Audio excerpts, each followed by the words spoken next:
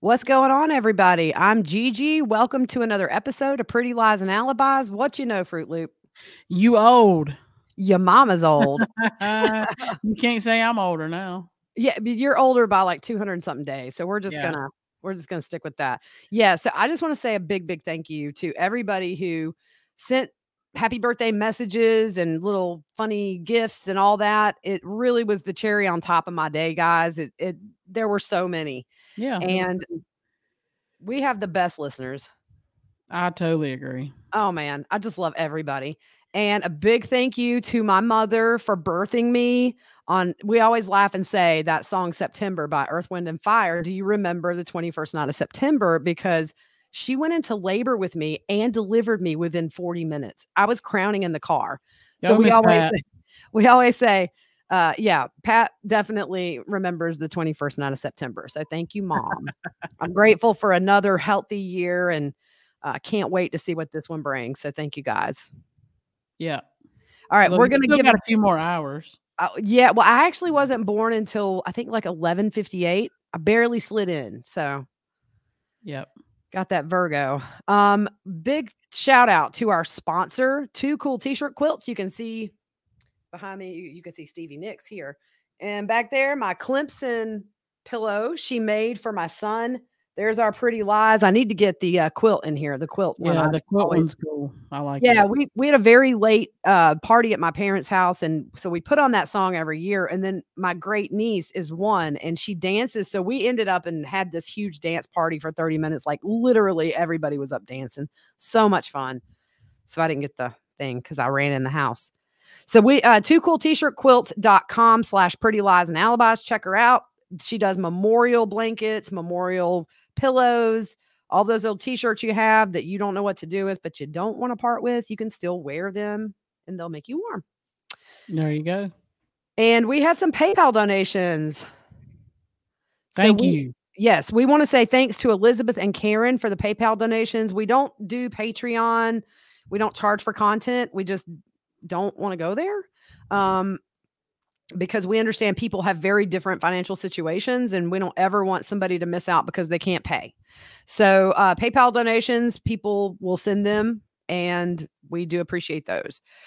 And so let's hop in. We got a little bit of a Valo Daybell update and then we're going to go into Gabby's autopsy and then the hunt for Brian. That's you. No, that's you. You're yellow. You blue. Yeah, you're yellow. It's blinking on yellow. Well, you didn't do Chad had a hearing yesterday. You need to clean them glasses off, girl. Okay, so on mine it says quick update. Chad had a hearing yesterday and nothing happened. Yeah, that's you. It's in blue on mine. It's in yellow on mine. You colorblind. This is gonna be so confusing. This will be great, guys. So Chad had a hearing yesterday and nothing happened. They're going to schedule this for another time due to DNA reports taking a while from the lab. He had a closed hearing regarding a protective order. Yeah. Wonder what that's about. I don't know. They're closed all the time. Yeah, I know, right? Yeah. He has another hearing tomorrow at 5. 5 it'll Eastern. Be streamed. Yeah, Eastern. It'll be streamed on Judge Boyce's YouTube channel. Yeah, and I have to say, I watched the one yesterday. And Lindsay Blake, she gives me boss lady vibes, and I'm digging it. She's going to be, I can't wait to see her go up against Pryor. Yeah, it'll be good. Yeah, it'll be good. You get out in the courtroom.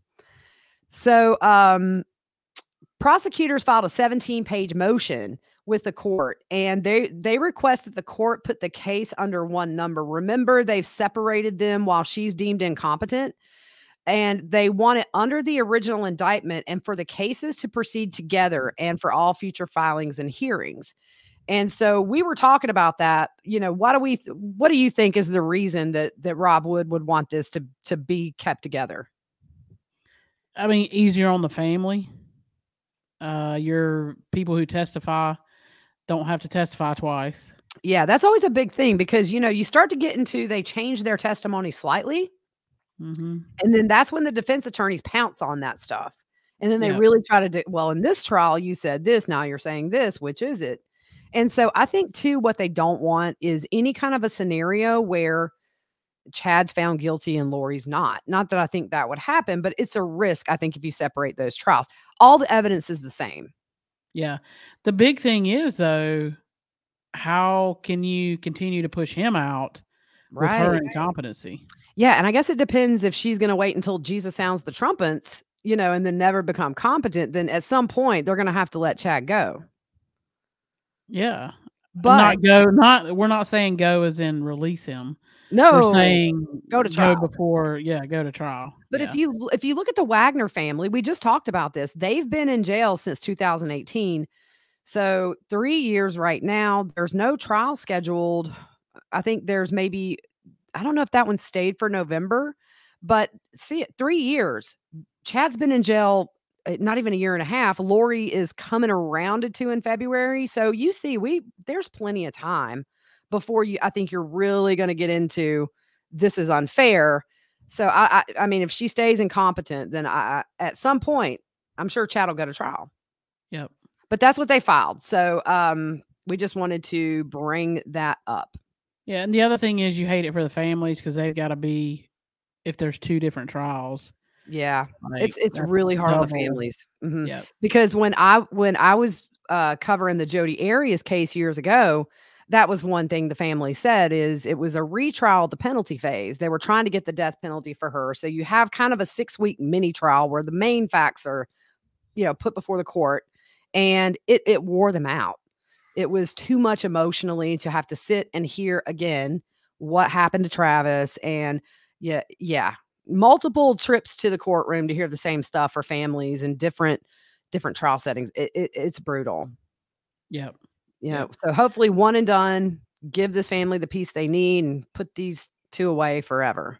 Oh yeah, totally agree. Yep. So now we're going to jump into Gabby's autopsy and the hunt for Brian. Yeah, and I just want to own up to a mistake I did yesterday on Twitter.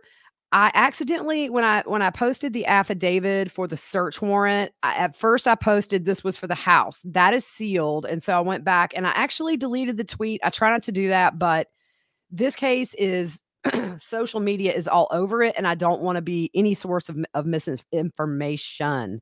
We didn't drink at my party, I promise. So I just deleted that and put it back up. That was for the van. So let's, and we'll talk about that later on about what was in that affidavit, but let's get to kind of newer stuff that's going on today. Yep. So the coroner confirmed the remains are Gabby Petito.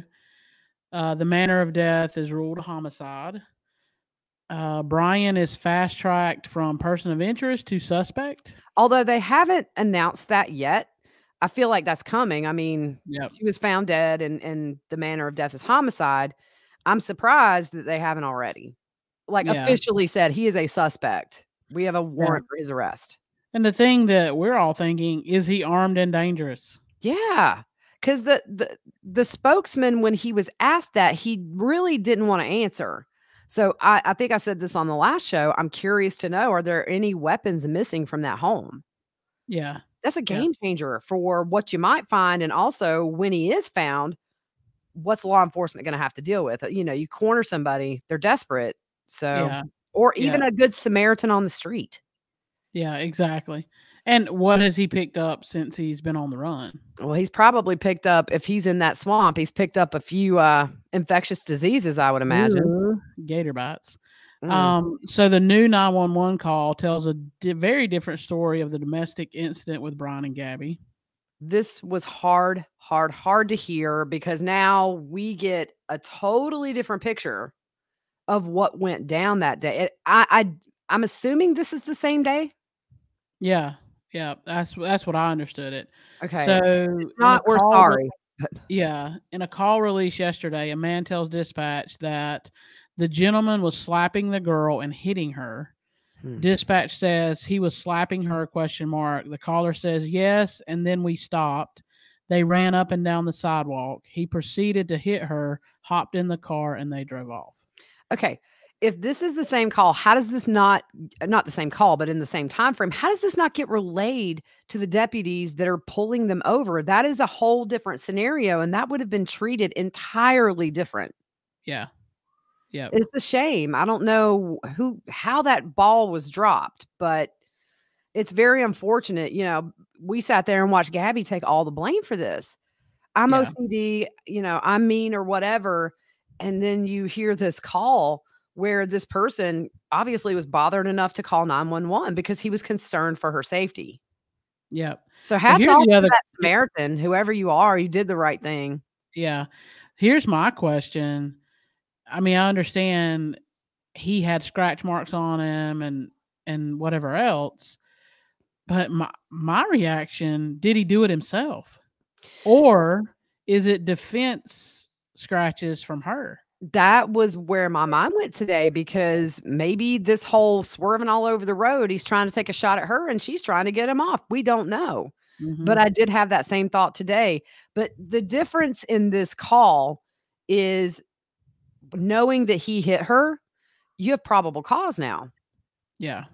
So anyways, it just makes me so upset. So the lady that was with Gabby, she was an Arches Park ranger who spent the whole time pretty much with Gabby by her side during this stop. And she spoke out and she said that she told Gabby the relationship with Brian seemed very toxic. And she said, I could still hear her voice and she wasn't just a face on a milk carton for me. She was real to me. And she said she told Gabby that she needed to reevaluate the relationship with Brian. And she said, this is, right here is an opportunity for you to find another path and make a change in your life. And it sounds like she did a really good job talking to her. It's just when you're the victim and you're convinced, even if a guy hits you, they can convince you it's your fault. You caused me to do this. And, you know, I just, it's so sad. This has really hit me hard. Yeah. And we know from her friend in Florida that she had the one friend is what we've been told and what we've seen. Yeah. I mean, he alienated her. Yeah. Well, that's what abusers do. They don't want you to have other friends, especially not guy friends. Yeah. I dated a guy who didn't want me to have any friend who was a man. Yeah. And it didn't feel right. I'm friends with everybody. What you talking about? Yeah, exactly. Yeah. So it's tough to swallow with the new call, or not the new call, but the new information from that call. Yeah. And then when I rewatched it, I just saw the pain on her face, and it wasn't just, you know, upset. It was almost like she was just pleading with her face. Like, I don't know. Man, that poor girl. Yeah. That poor girl. So I just hope we find this dude alive. Yeah. Yep. So Brian's family lawyer was going to hold a press conference today, but backtracked and said he would not after talking to the FBI. He told a reporter not to expect any bombshells. Well, that's probably a good idea. I wonder if if they're afraid he's watching the news. Well, yeah. I mean, and he's staying ahead of them because of what's being reported. That when you have somebody on the run, there are times they won't put things out. They might not say he's a suspect publicly, because then he knows for sure that they're looking for, he knows they're probably looking for him right now, but as a person of interest in his mind, he may be thinking, well, they can't do anything. He may not be connected to anything and may not even know they found her body. Yeah. We don't know how off the grid he is. Yeah. So the search warrant for Gabby's van. So they did all that. And I know there's a lot of digital stuff in that search warrant. Yeah, it's like external hard drive. Yeah, external hard drive, all kind of stuff like that. So, it says Gabby had sent multiple text messages and had many talks with her mother during the trip. It says that during these conversations, there appeared to be more and more tension between Gabby and Brian. They referenced the domestic incident and recited where the reporting officer said it didn't rise to domestic violence, but more of a mental health crisis. Yeah. But you have to, if you remember on that video, when they were stopped, they gave her phone and it looked like she talked to her mom for a pretty extended amount of time. So we know she called her mom during that, or we assume she called her mom during that incident. And so on August 27th, her mom received a really odd text from Gabby. It said, "Can you help Stan? I just keep getting his voicemails and missed calls."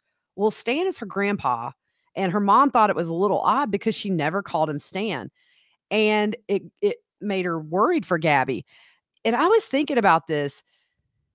This was the 27th, and I kind of have a theory that was probably the day she was murdered, just because that's the day the van saw them. And, I'm not sure about the other stuff. I don't know if it was ever verified that he was picked up hitchhiking, but I thought, was that maybe just a text that was out of the blue and a little off, and maybe she was hoping somebody would call?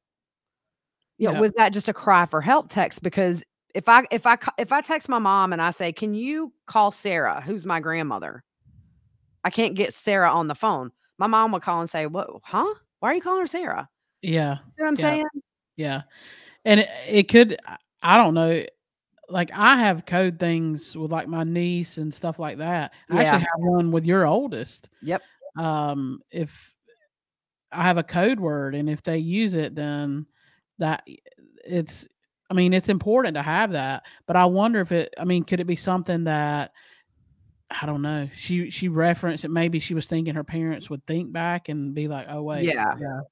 Yeah. Or maybe it was just so odd that her mom might call and say, "Are you okay?" Yeah. It's kind of weird to call your grandpa Stan. Right. So let's see here. But the thing, you think about it, the thing with that, they could call 911, and I would think they could get her location pretty quick. Yeah. Hindsight's 2020. Yeah. They're out in the middle of nowhere. Right. And not only that, but if her mom thinks there's tension, that doesn't really, she probably wasn't thinking murder. Yeah. Or and that's the thing too, is people that are abused, they hide it as best they can. They may say, "Oh, we had an argument," not "he had an argument and he choked me out," or "he had an argument and he so it's just, and I think her dad would have definitely taken care of the problem had he gotten wind of it. But it's just all unfortunate. And I think that everybody, in her family, my heart goes out to them. Yeah. They seem like really good people. Yeah. Yeah. So Brian was seen entering Northport, Florida on September 1st at 10:26 a.m. He was caught on a license plate reader. And my question for that is, have we seen him driving that vehicle? Well, I'm sure at some point they're so. going to get surveillance from some gas station or whatever.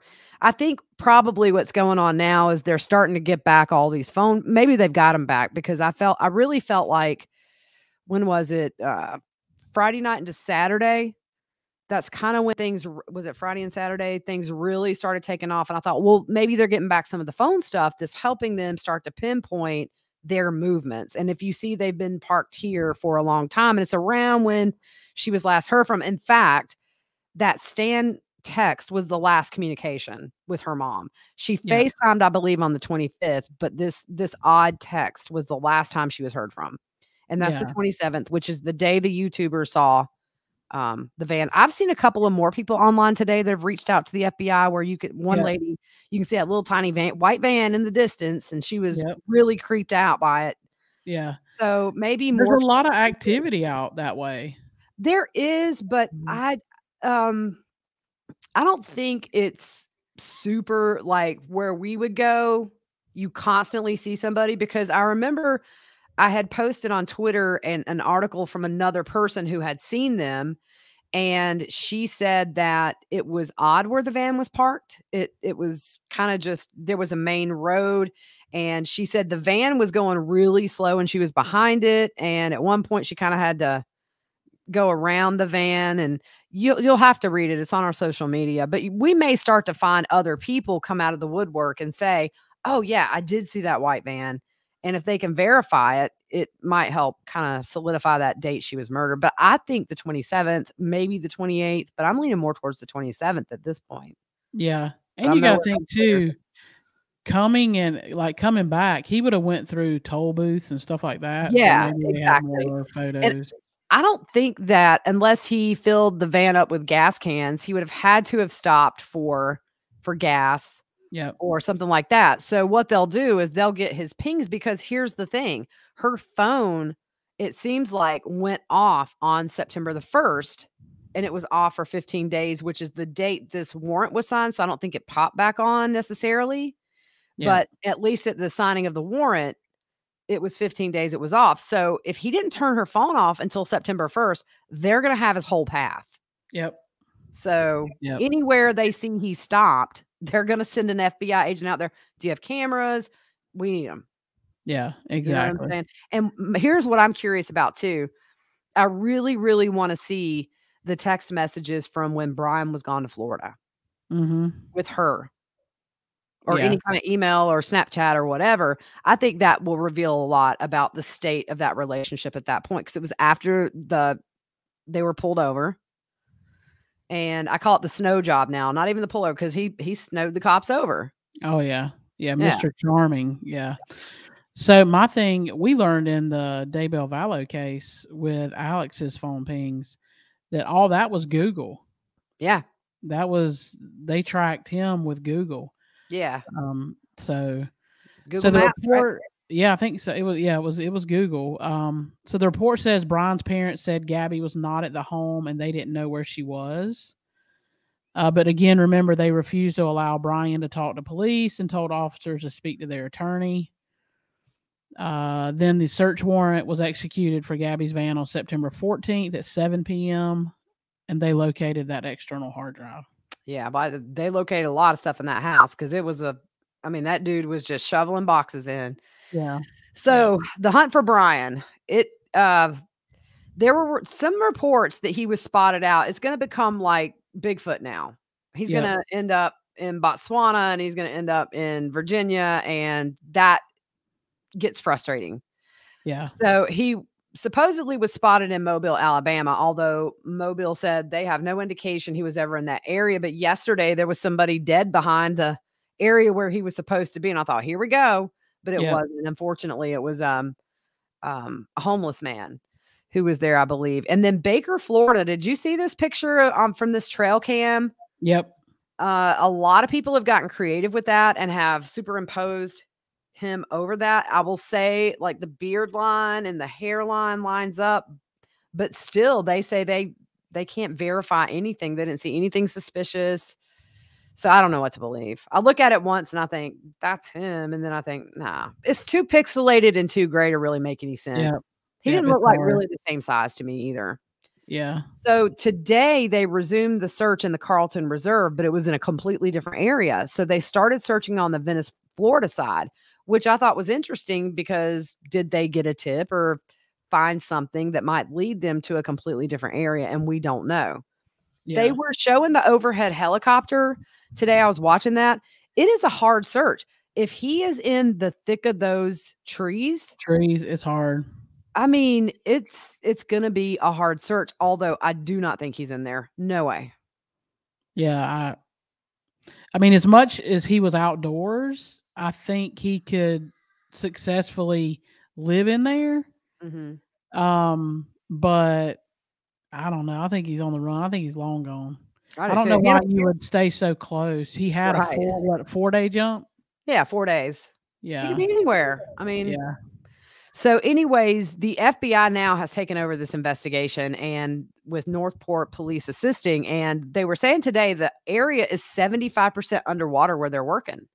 So they're having to use ATVs and drones and just good old fashioned boots on the ground to try to find him.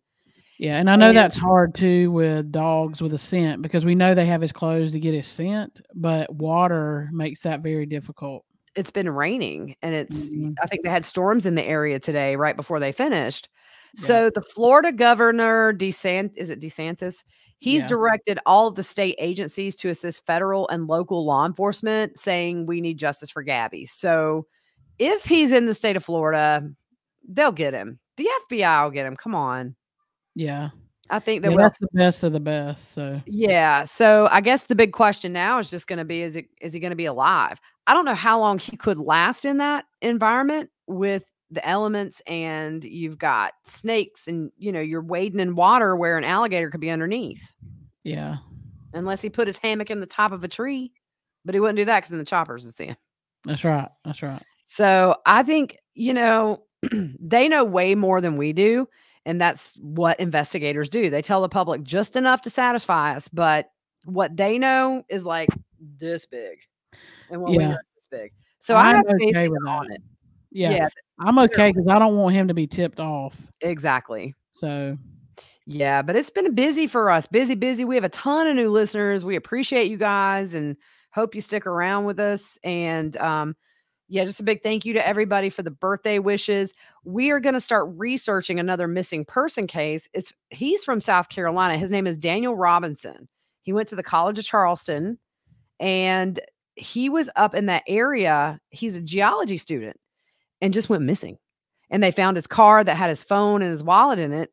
And this kid just disappeared. But also, it seemed like law enforcement said, oh, it doesn't seem like a crime happened in the car. We're not going to process it. And then I think they ended up and processed it, but they haven't found him. So I really want to go way back to when he first went missing and try to see what we could find out. And I would love to do a little spot on him. And because missing people cases, there's so many. yeah. And Well, the thing is, out that way, I've been out there. So you never go without your phone because there's always a photo op. right. Yeah. Like, taking pictures and stuff like that. Yeah. Well, Like, I you mean, always have it. this kid was out there doing what he loved, just a college student, maybe just out of college. I think maybe he was still in college. And his dad's from here in South Carolina. So if I could ever get in touch with him and just kind of get the whole story and see how we could help, we would love to. Yeah. Yeah. So anyways, that's kind of all we had. It's been a whole lot of hurry up and wait in this search for Brian. It might go on a day. It might go on a month. We don't know yet. People be on the lookout. I tell you, no bald man is safe from being judged right now walking down the street. Exactly. Yeah, exactly. It's like hunting season for bald guys right now. I was going to pick up my kid today from school, and there was a guy on the side of the road, kind of had a receding hairline, and I was just like, "What's your name?" I wanted to go Brian and see if he turned his head. Exactly. So yeah, but if you live in these areas, please keep your eyes out. You never know. Yeah, he's got to be somewhere. Everybody's somewhere. So anyways, we're going to wrap this up, and we just will probably, I'd say around Thursday. I know tomorrow you're not going to be able to hop on. Yeah. So Thursday we'll get back on and update this and talk about Chad's hearing tomorrow, see what those motions are for, and try to catch up. And also, we're going to start going through the Barry Morphew arrest affidavit. If you're not new to us, we get these and do very deep dives. So we read all the papers and we pick out the good parts. So we didn't cover this case very much when it happened because we were really focused on JJ and Tylee. But I've learned a lot about the case, and I think it's interesting to go through. I mean, they have a picture of the guy coming into his hotel after his wife is missing with 2 shovels in his hand. Ding, ding, ding. Have a shovel at the hotel. Well, I guess if you buried your wife, potentially. I mean, it's just brazen. And then they said his room smelled like Clorox when he left. Wow. Crazy stuff. So we're going to dive into that. I clean my hotel room when I leave. I clean it when I get there. I take a big thing of sandy wipes and I wipe everything down. I'm a germaphobe. Look, I go in the hotel first, spray it down with Lysol, and leave and come back like an hour later. Yeah. See, I don't find you passed out on the floor from like Lysol fumes. That's right. Yeah, I take my own sheets now. I watched a whole documentary about hotel workers. Yeah.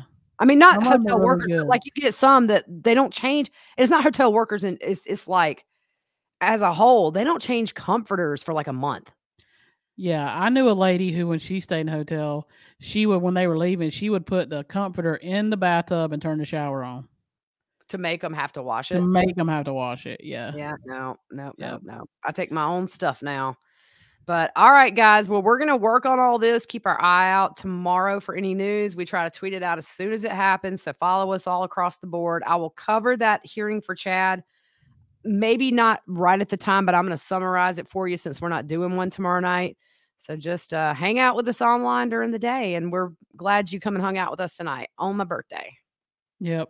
Happy birthday again. Thank you very much. You'll feel it in the morning when you get up. Dude, we were shaking a little bit tonight. We were shaking them hips. Like I threw my bad hip out. My bad hip's throw a hip out. Yeah. A little achy. That's all right though. It was so fun. Like my mom and dad were dancing, my great niece is dancing, and my grandma's sitting dancing, you know, because she's 87. We just had a great time. Man, I just love my family. I'm so grateful for them. Yep. They're good people. All right, guys, have a good night. We will see you soon.